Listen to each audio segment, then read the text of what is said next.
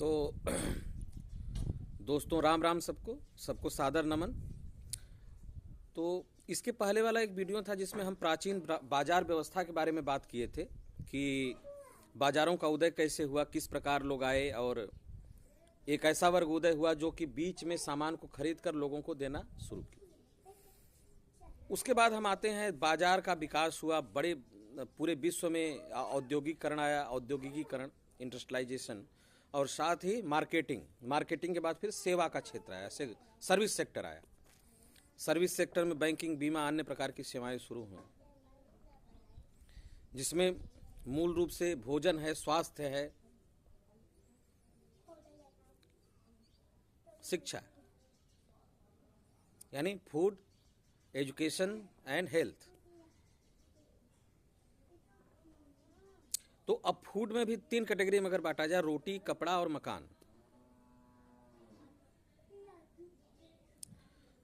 तो कुछ service sector, कुछ सेवा क्षेत्र ऐसे भी आए जो कि लोगों को घर बैठे चीज़ों को देना शुरू किए। अब पहले जैसे लोग कोई भी सामान लेने मार्केट में जाते थे साइकिल से, मोटरसाइकिल से या किसी अन्य साधन से या पैदल, तो कुछ ऐसे जैसे अमेजोन हुआ, स्विगी हुआ, फ्लिपकार्ट हुआ, मीशो हुआ, और कई लोग, मतलब एक बिजनेस का नया सेक्टर उभरा, एक नई सोच उभरी, एक नया क्रिएशन उभरा, एक नई थिंकिंग उभरी आधुनिक युग में कि अब लोगों को घर बैठे ही सामान दिया जाए।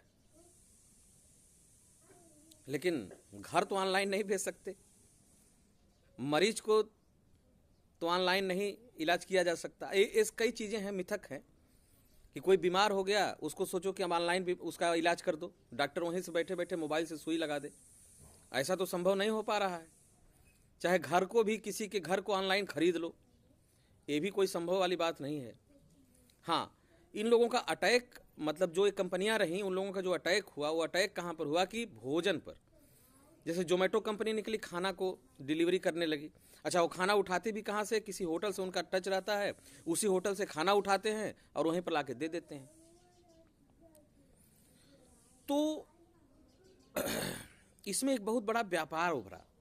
जैसे पिज्जा डिलीवरी बॉय, जो डिलीवरी बॉय हुए वो अपना एक नौकरी पाए, एक वर्ग का उदय हुआ जो नौकरी भी करने लगे और साथ साथ क्या किए, मतलब सामानों को देने लगे।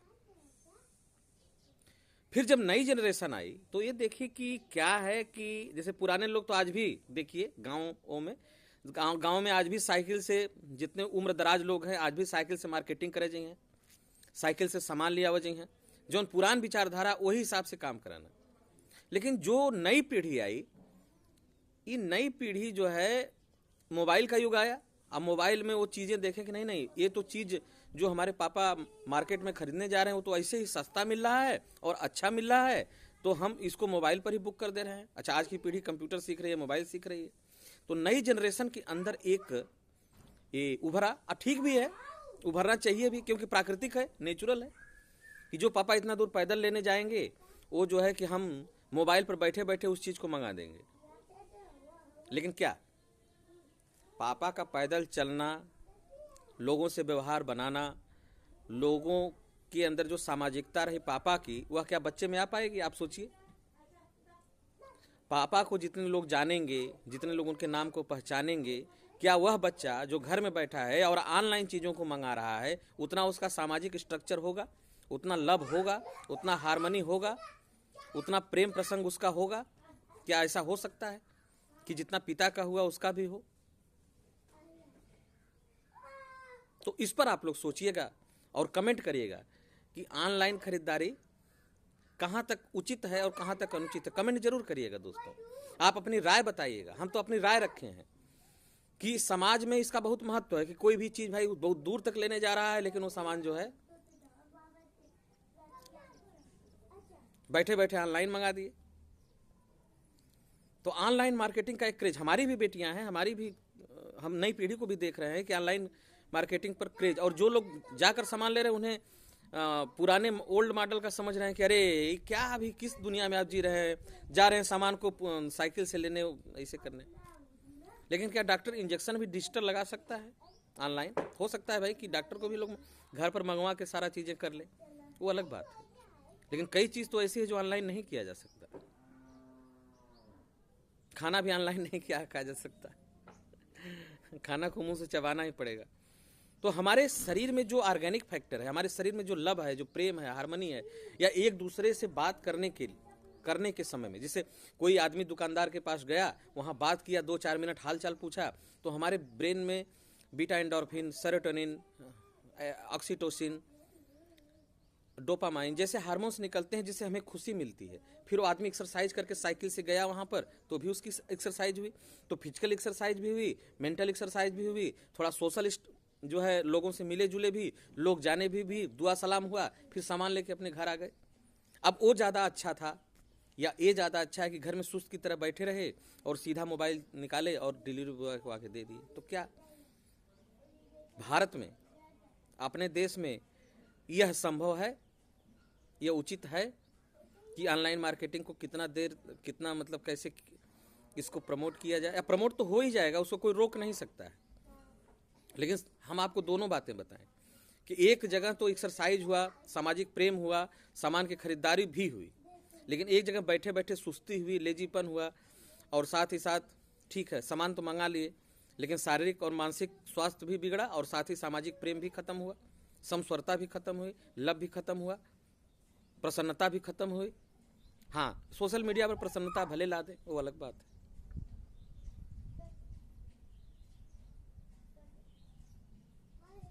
तो दोस्तों, आप लोग इस पर अपना विचार, अपना जो है कि थॉट्स जरूर कमेंट में करिएगा कि ऑनलाइन जो खरीदारी है, अभी बीच में भी सुनने में आया था कि कोई दुकानदार गया था तो 500 रुपये का छुट्टा लिया, तब तक वो बोला कि पैंट ले लो भाई साहब हमारे यहाँ से, छुट्टा ले रहे हो? कहा पैंट तो मैं ऑनलाइन मंगवाया हूँ। तो कहा अच्छा छुट्टा भी ऑनलाइन ही ले लो। दुकानदार पैसा छीन लिया और कहा छुट्टा भी ऑनलाइन ही जाके ले लो। अब देखो यहाँ पर प्रेम खत्म हुआ। छुट्टा के लिए आप दुकानदार के पास जा रहे हो टूटे पैसे के लिए, और वैसे ऑनलाइन मंगवा रहे हो सामान। तो जितने लोग को जान पाएंगे आप देख पाएंगे, आप चीज़ों को समझ पाएंगे, उतना ही इस पर जो है कि ये भारत में कहाँ तक, जो भारत कृषि प्रधान देश है, जहाँ पर लोग मेहनत कस रहे हैं, मेहनत कस वर्ग जो है एक स्थान से दूसरे स्थान पर जाता है, मेहनत करता है, काम करता है, क्या उनको घर में बैठाकर ऑनलाइन सामान देना सुस्ती का प्रतीक नहीं होगा? अगर सुस्ती का प्रतीक होगा तो यह सामाजिक के साथ साथ आर्थिक मान लीजिए ठीक है, ऑनलाइन वाले तो पहले प्रलोभन भी देते हैं, आर्थिक और सबसे बड़ी बात मानसिक और भौतिक रूप से, यानी शारीरिक और मानसिक रूप से यह क्या भारत के लिए उचित है? क्या भारत देश के लोगों के लिए उचित है आर्थिक और मानसिक रूप से? इस पर अपने विचार आप जरूर दीजिएगा, कमेंट में जरूर बताइएगा दोस्तों। तो इसके पहले वाली भी वीडियो देखिएगा। अब प्राचीनतम समय से लेकर एक वर्ग उभरा जो सिर्फ लेन देन पर चलता था, फिर जो है एक सामान रखा गया, एक जगह दुकानदार रखे और फिर उस सामान को एक जगह से दूसरे जगह दिया गया। एक व्यापारी वर्ग का उदय हुआ। वो व्यापारी वर्ग क्या किया कि उन सामानों को रखा और साथ ही वो देना शुरू किया। फिर अलग अलग मार्केटिंग, अलग अलग हब्स उभरे, वो लोग अपने अपने सामानों को अपने अपने ढंग से, तो सुपर मार्केट का उदय हुआ। सुपर मार्केट जैसे सहारा मॉल और मॉल्स का उदय हुए, जो आप शहरों में मॉल्स देख रहे हैं। अब मॉल्स भी स्पेशलाइज्ड हो गए कि फलाने के मॉल फलाने के, मॉल में तो सारा सामान रहता है। अब मॉल के बाद ऑनलाइन मार्केटिंग। अब बताइए कितना दबाव है अर्थव्यवस्था पर, कितना दबाव है अर्थव्यवस्था पर। अब मॉल में भी कोई नहीं जाए, मॉल बनाया गया कि वहाँ जाओ, एसी का हवा लो, बढ़िया से सारा सामान एक ही छत के नीचे मिल जाएगा और आप चले आओ। थोड़ा और बढ़िया सुपर मार्केट था, लेकिन अब उससे भी ज़्यादा है कि अरे यार वहाँ भी जाने की क्या ज़रूरत है, घर से ही बैठे बैठे सामान को मंगवा लो, वहाँ भी जाने की क्या ज़रूरत है। तो एक आप देखिए, जो तो तेजी से ग्लोबलाइजेशन में जो तेजी से परिवर्तन होते जा रहा है इस ग्लोब में मतलब इस पूरे अर्थ पर जो परिवर्तन हो रहा है, इसका दुष्परिणाम तो कहीं नहीं निकल रहा है। इस आपाधापी में, अंधानुकरण में क्या लोग मानसिक रूप से विक्षिप्त तो नहीं हो रहे हैं? या क्या ऐसा तो नहीं कि शारीरिक रूप से कमजोर भी तो नहीं हो रहे हैं? या सामाजिक प्रेम कम तो नहीं हो रहा है? या सामाजिक समस्वरता कम तो नहीं हो रहा है? इस बाजारवाद के चक्कर में, ऑनलाइन मार्केटिंग के चक्कर में, बड़े बड़े मॉल्स तो तक ठीक था, लेकिन जो ऑनलाइन का ये चक्कर चला, क्या इसके चक्कर में कुछ नई नई समस्याएं जैसे डिप्रेशन, एंजाइटी, पागलपन, एक दूसरे से बात न करना, सोशल मीडिया पर जुड़े रहना और डिस्टर्ब हो जाना, ओवर थिंकिंग हो जाना, क्या ये नई नई समस्याएं, मानसिक समस्याएं नहीं उभर रही हैं? और क्या मानसिक चिकित्सक इसके लिए मना नहीं कर रहे हैं कि नहीं नहीं आपको समाज में लोगों से बात करना है, प्रेम करना है, एक दूसरे के साथ जुड़े रहना है? क्या इसके लिए डॉक्टर कह रहे हैं कि नहीं? लेकिन उनकी भी दुकान, वो क्या करें, वो भी सामाजिक दबाव पर को देख रहे हैं और मानसिक रूप से सबको बता भी रहे हैं, लेकिन फिर भी सारी समस्याएं क्या हो रही है, हल नहीं हो रही। तो आप लोग इस पर अपना कमेंट जरूर दीजिएगा दोस्तों, कि आखिर में ऑनलाइन खरीदारी क्या भारत के भविष्य के लिए अच्छा है, या इस पर एक अंकुश लगना चाहिए जो कि हमें सामाजिक और मानसिक रूप से प्रबल करते हुए शारीरिक रूप से भी हमारे हेल्थ को जो है जागरूक करे, हेल्थ को भी अच्छा रखे। तो इस पर अपने विचार, अपने कमेंट जरूर दीजिएगा दोस्तों। सभी को इसी के साथ सादर नमन। जय श्री राम, सबको प्रणाम।